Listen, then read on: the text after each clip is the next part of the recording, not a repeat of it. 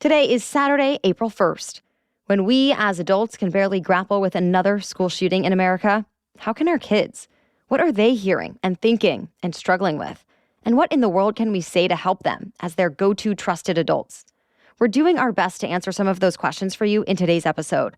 You'll hear from the creators of a news podcast for kids called The 10 News about how they frame and explain tragic events like this to their much younger audience, and how that show might give you a starting point for a tough conversation. But first, we're talking with a clinical psychologist and parent educator, Dr. Jazmine McCoy. She's also the host of the podcast, The Mom Psychologist Show. Our chat with her is actually part of the conversation we first aired last May, right after the school shooting in Uvalde, Texas. Unfortunately, there's now a reason to run it again.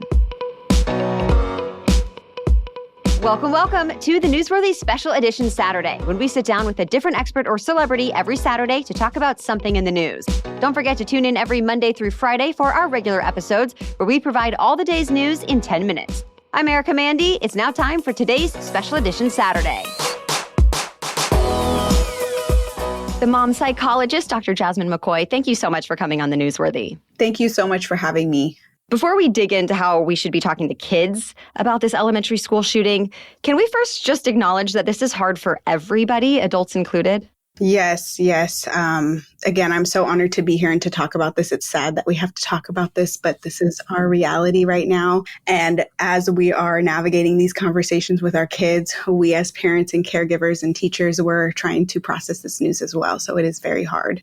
At what age do you think kids are going to hear about this anyway, so maybe we as the parent or a trusted adult should bring this up with them first?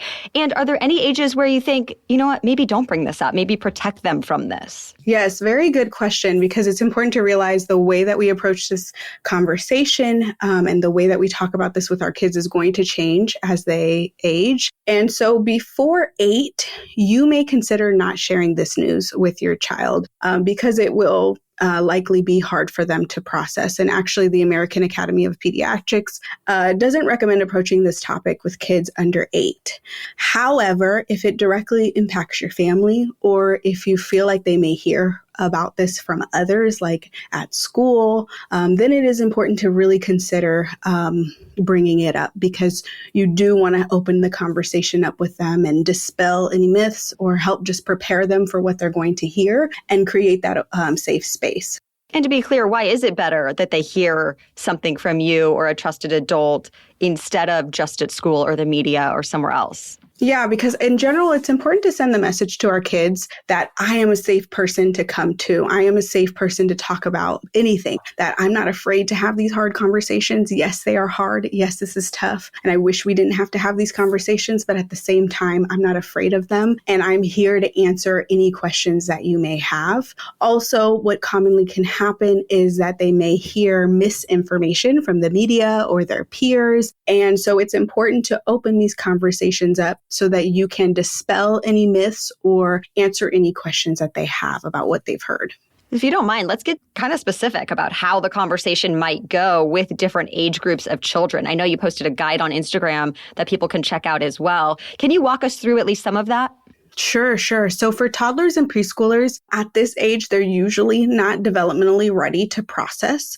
So I recommend trying as best as you can to shield them from the news. But what they will pick up on is your emotional reactions. And oftentimes that can impact them more. And, if they see you upset, visibly upset, crying, and they ask you about it, it's okay to be honest about your feelings. And you can just say something as simply like, I'm feeling sad right now about something that happened far away, and all feelings are okay. And you can invite them to ask any questions if that feels appropriate. But around this age, as children, around toddler and preschool years, don't be alarmed if you start to notice themes in their play of conflict, fighting, fairness, good versus evil, power and control, or even death. This is common. This is actually healthy. And it's their way of processing these themes within themselves. So if you notice these, just take this as an opportunity to observe and learn more about what's coming up for your child. Try not to shut it down or even redirect it, because again, this is how they process the world around them. And this is how they share, their internal world with you.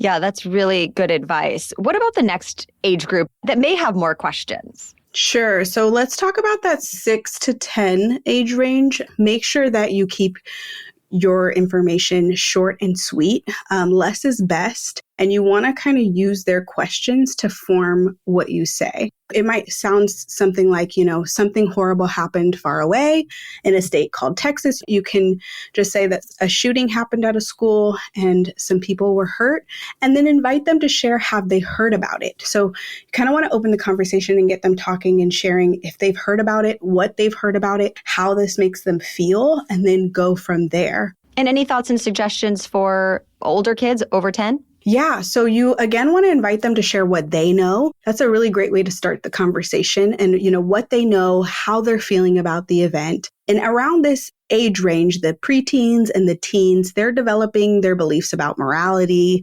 social issues, gun violence, laws, and more. So they oftentimes are ready to dive into a deeper conversation. So be ready for that, be prepared. But again, just come at it that I want to listen. I want to hear what's coming up for you. Follow their lead. Let them determine the level of conversation. And also don't be surprised if maybe they don't want to talk about it with you and they more so want to talk about it with their friends. That's developmentally appropriate as well. And around this time too, what can be very empowering for kids is to look for solutions and ways to get involved. So maybe that means attending a rally together or lobbying lawmakers or writing a letter to the victims' families or donating to organizations. Just kind of inviting them to get proactive if they feel ready to do that, because that can be a great way to help them feel effective and empowered. For even more advice from the Mom Psychologist, including what to do if you think you might have already overshared with your kids, listen to the full interview we aired last May. We put a link in today's episode notes.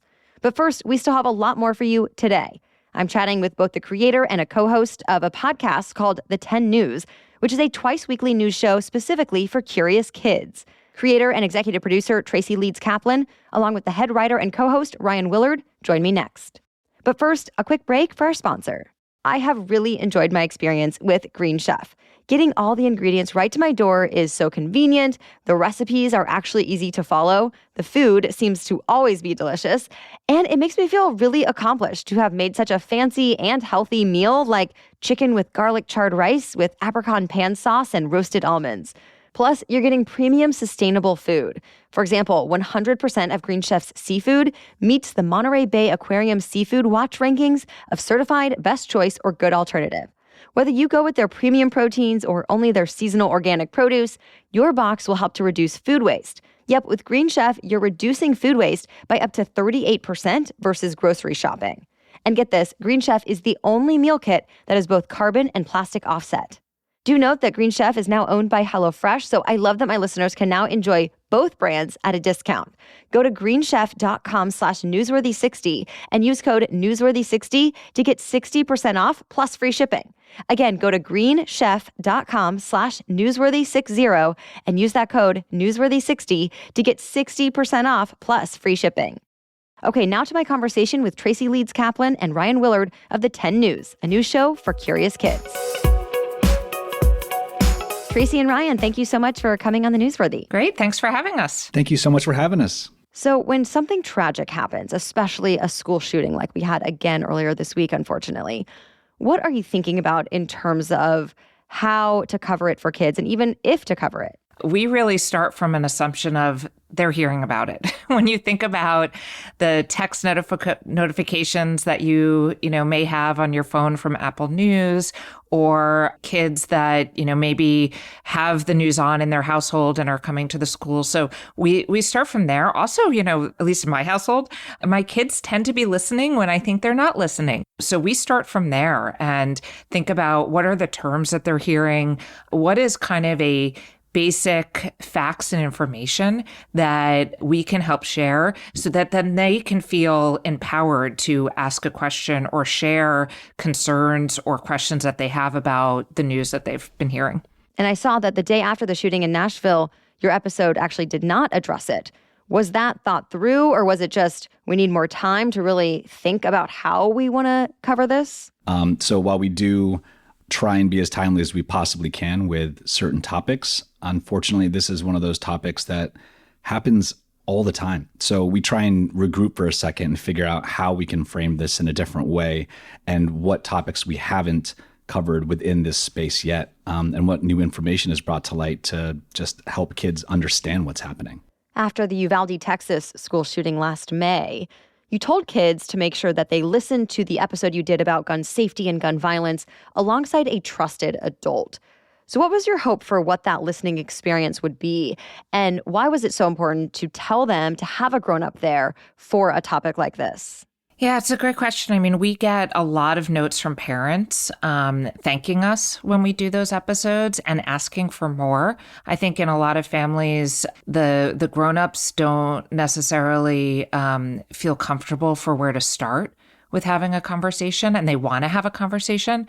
And so we really think about that and kind of give permission to families to listen to something together so they can start those conversations. It also, I think, gives permission to the kids who may be really anxious and, feel like, oh, wait, why aren't my parents or grownups in my family, why aren't we talking about this? And so to be able to say, hey, can you listen to this with me? Because I actually have a lot of questions and I have anxiety around this. Whereas maybe without having that episode, they could be having that anxiety, but not have that opportunity to reach out to their adult and say, hey, I want to have a conversation around this. So as you work on an episode that might mention a school shooting, what is your thought process? How are you going to frame this on the show? Well, first of all, when we have a topic like this, we feel the feels and we try and remember that these are real people and that these people are affected. And then we take a step back and look at what we've done, what's being covered, and we try and figure out what kind of questions can spark the type of change we might want to see in this situation. And I think we can all agree that we want to keep our kids safe. So with this particular next episode, we're thinking about how should parents talk to kids about gun violence, but also how do kids talk to their parents about it?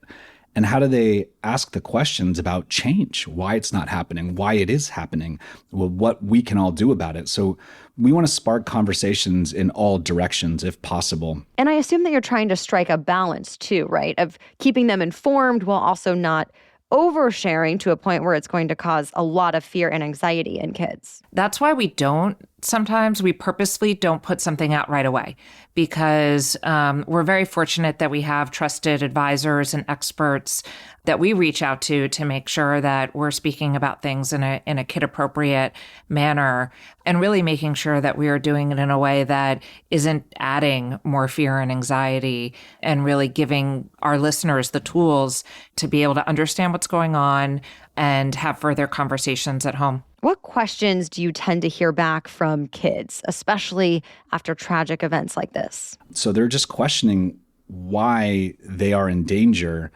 when they've done nothing wrong. That's what a lot of the kids seem to be curious about, is I don't understand why the adults would allow this. Why aren't we safe? We also get questions that I think we're all asking ourselves. Why would someone do this?